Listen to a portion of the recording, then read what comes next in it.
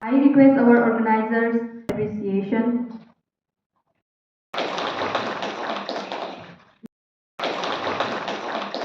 Academic leader for the welcome address. To give the welcome address for the inaugural function. Inherited, we have been educated, we have been taught. There is a complete, shift from that, because we have been educated in the British system of education. We have been brought up in a very narrow world of, stereotype system of education.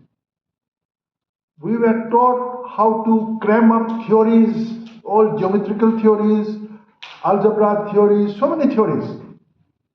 We were never taught to reason out.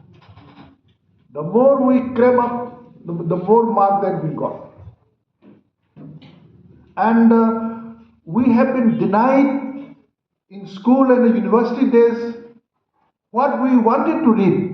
We have been forced to read what we were not interested to read and study. But NEP 2020 has given us the freedom to use our mind, to think, to find out, to come out with our own thinking of what suits us, what my soul wants, what we are interested to become in our life. What are the natural aptitudes that we have? And the policy planners of NEP 2020 has framed a system of evaluating the performance of the students with such a very complex kind of a web of educational norms.